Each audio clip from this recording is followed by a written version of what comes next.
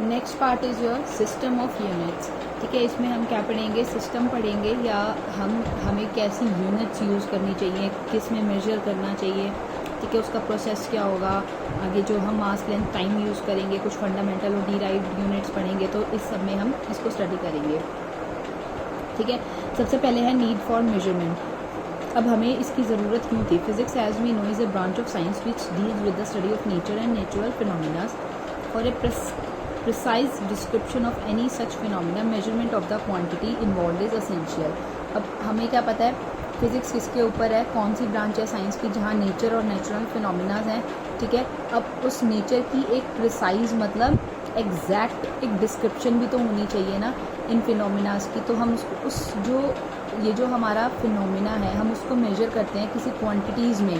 ठीक है, वो बहुत ज़्यादा असेंशियल था, इसीलिए हमें क्या पड़ी, इन मेजरमेंट्स यूनिट्स की नीड पड़ी। अब अलग अलग साइंटिस्ट ने अलग अलग थ्योरीज दी थी इसकी। ठीक है, बस आपको इसके गो थ्रू होना है। Next is your what is physical quantity. Physical quantity क्या होती है, a quantity that can be measured and in terms of which laws of physics are described. ठीक है, वो क्वांटिटीज़ जिनको हम मेजर कर सकते हैं और फिज़िक्स के लॉज डिस्क्राइब हों। ठीक है, उसको हम क्या कहेंगे, फिजिकल क्वांटिटीज़ कहेंगे। अब फॉर एग्जांपल हो गया लेंथ, मास, टाइम, फोर्स। अब आप लोग जा रहे हो, ठीक है, आप लोग एक रूम में हो, आप अपना रूम आप कंस्ट्रक्ट कराते हो, आपका घर बनता है, तो उसको किसी यूनिट में मेजर करोगे ना, तो वो यूनिट क्या होगी, आपकी लेंथ। ठीक है, लेंथ में मेजर करोगे। अब आपका वेट है, वेट को किस में मेजर करोगे, मास में मेजर करोगे। ऐसे ही टाइम हो गया, फोर्स हो गई। तो ये क्या है, हमारी बहुत सारी फिजिकल क्वांटिटीज़ हैं। अब नेक्स्ट क्या है, आपका मेजरिंग प्रोसेस है। The process of measurement is basically a process of comparison. अब मेजरमेंट का प्रोसेस क्या है, बेसिकली ये कंपैरिजन का प्रोसेस हो जाता है। ठीक है, अब क्या है, हम सिलेक्ट करते हैं यूनिट को और कंपेयर करते हैं उसको स्टैंडर्ड यूनिट से। ठीक है, तो इसीलिए हमें ये हमारा बेसिकली मेजरिंग प्रोसेस है। अब हम यूनिट वर्ड यूज़ कर रहे हैं। यूनिट क्या होती है, an arbitrarily chosen standard of measurement of a quantity which is accepted internationally। अब क्या है, हमें एक क्वांटिटी हम कुछ मेजर कर रहे हैं। ठीक है, एक स्टैंडर्ड मेजरमेंट है किसी भी क्वांटिटी की।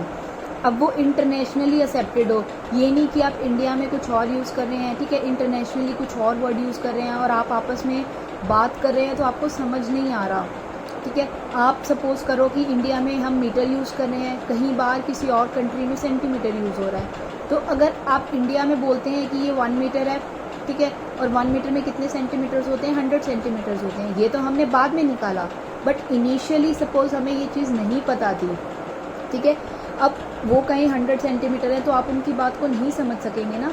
तो हमने एक ऐसी यूनिट निकाली, ठीक है, जो इंटरनेशनली एक्सेप्टेड हो। मतलब जब हम ट्रेड करें अदर कंट्रीज़ के साथ, हमारा बिजनेस हो अदर कंट्रीज़ के साथ, तो हमें दोनों चीज़ें समझ में आएँ।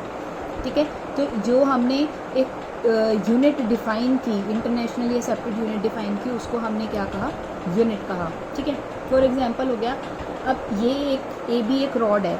ठीक है, हमें इसकी लेंथ को फाइंड आउट करना है और हमने लेंथ को किस में डिफ़ाइन किया, मीटर में। ठीक है, मीटर क्या है, एक स्टैंडर्ड यूनिट है कि जिस भी कंट्री में जाओगे आपको पता होगा कि मीटर क्या होता है। ठीक है, 1 मीटर क्या होता है।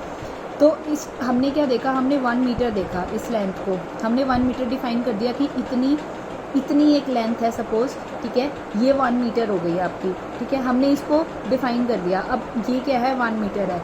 अब आप देखो ऐसे कितने 1 मीटर्स जोड़ें कि पूरी लेंथ कवर हो जाए। ठीक है, तो हमने कितनी ऐसे लेंथ जोड़ी, 3 लेंथ जोड़ी। यानी जो आपकी एक स्टैंडर्ड यूनिट थी उसको जब हम नंबर ऑफ टाइम्स, कितने नंबर ऑफ टाइम्स हमने उसको यूज़ किया, जब इन दोनों को मल्टीप्लाई कर देंगे तो ये हमें क्या दे देगी, न्यूमेरिकल वैल्यू, क्यू की वैल्यू दे देगी, क्वांटिटी की वैल्यू दे देगी कि ये क्वांटिटी कितनी है। ठीक है, ये 1 मीटर थी, दैट मीन्स जो आपका यू हो गया इस केस में, यूनिट कितनी है, 1। ठीक है, कितने नंबर ऑफ टाइम्स आपने इसको लिखा, 3 नंबर ऑफ टाइम। ठीक है, तो इसको 3 से मल्टीप्लाई कर देंगे, 1 × 3 से मल्टीप्लाई कर देंगे तो ये कितना आ गया, 3 मीटर आ गया। तो क्यू की हमारी वैल्यू, क्वांटिटी की वैल्यू कितनी आ गई, हमारी 3 मीटर्स हो गई। तो ये हमने डिफ़ाइन की थी, Q = N × U। ये हमें याद रखना है।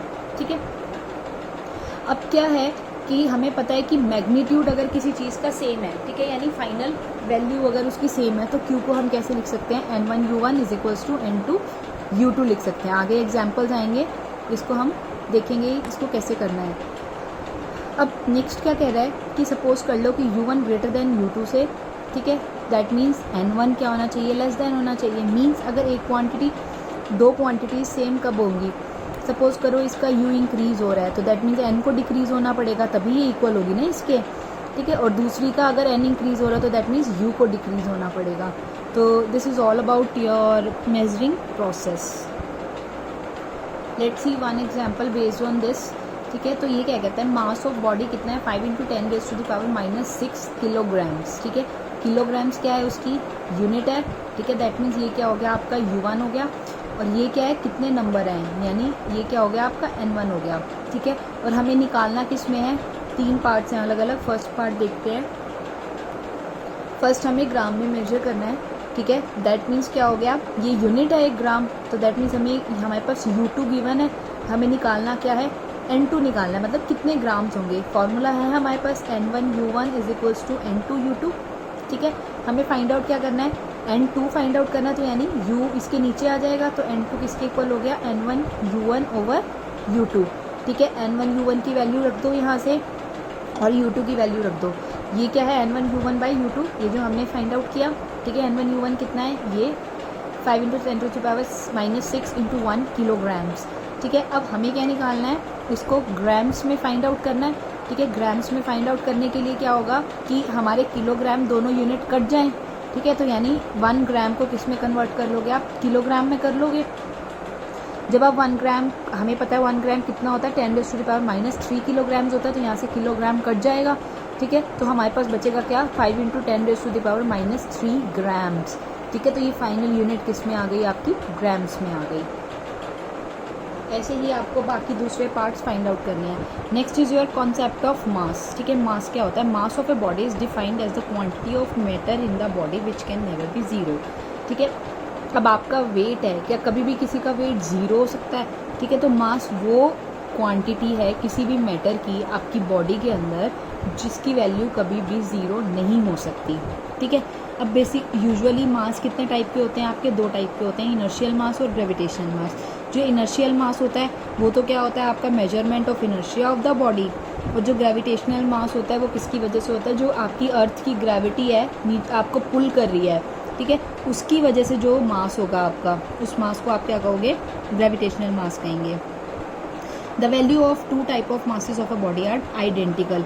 ये जो दोनों वैल्यू, इस दोनों मासेस की वैल्यू होती हैं, ये क्या होती हैं, आइडेंटिकल होती हैं।